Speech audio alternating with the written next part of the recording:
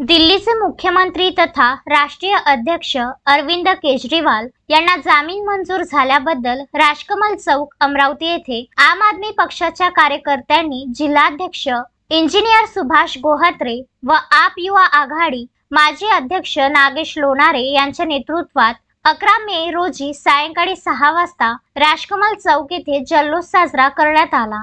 दिल्लीतील कथित मद्य धोरण घोटाळ्या प्रकरणी दिल्लीचे मुख्यमंत्री अरविंद केजरीवाल यांना दिलासा मिळाला आहे। सर्वोच्च न्यायालयाने त्यांना 1 जून पर्यंत अंतरिम जामीन मंजूर केला आहे। लोकसभा निवडणुकीदरम्यान प्रचार करण्याची परवानगी मिळावी अशी मागणी करणारी याचिका त्यांनी सर्वोच्च न्यायालयात दाखल केली होती। या याचिकेवर 7 मे रोजी सुनावणी पार पडली। त्यानंतर सर्वोच्च न्यायालयाने त्यांचा निकाल रोखून ठेवला होता।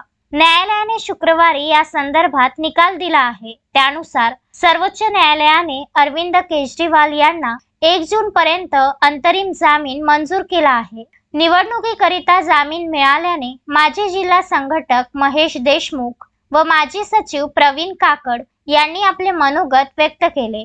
आम आदमी पक्षाच्या कार्यकर्त्यात आनंदाचे वातावरण पाहावयास मिळत असून राजकमल चौक येथे पेढे वाटून व ढोल ताशे वाजवून जल्लोष साजरा करण्यात आला।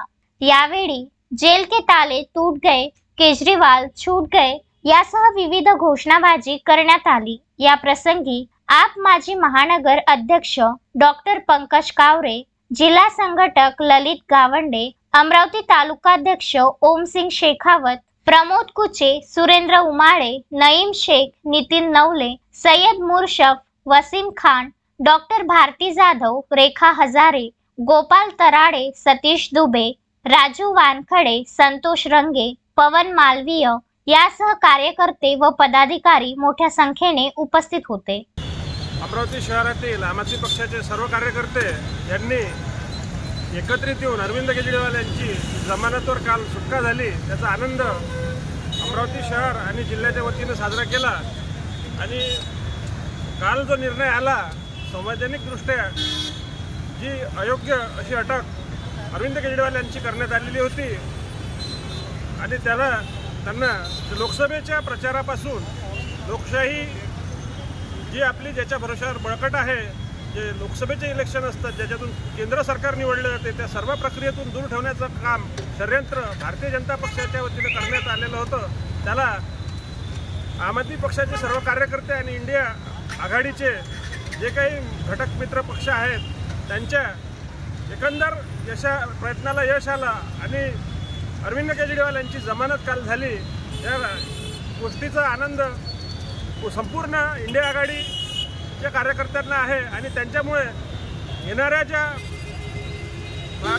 आलेला आहे लोकसभा इलेक्शनचा त्याच्यावर मोठा परिणाम होऊन इंडिया आघाडी दिनांक 4 जूनला येणाऱ्या निकालात भारतात सरकार बनवत आहे आणि भारतीय जनता पार्टीने केलेलं षडयंत्र पूर्णपणे संपुष्टात येणार आहे। काल श्री अरविंद केजरीवालजी यांना सुप्रीम कोर्टाने जी 1 जूनपर्यंत जमानत दिली त्याचा आनंदोत्सव आणि अमरावतीकर आम आदमी पार्टी कार्यकर्त्यांनी मोठ्या जल्लोषात राजकमल चौक येथे साजरा केला। सर्व देशांनी हे पाहिलं की कशा पद्धतीने मोदी सरकारने त्यांना तुरुंगात डांबले होते, पण कोणत्याही प्रकारची ईडीची बाजू न घेता संविधानिक पदाचं महत्त्व ठेवत आज सुप्रीम कोर्टाने जो निर्णय दिला तो खरंच ऐतिहासिक आहे।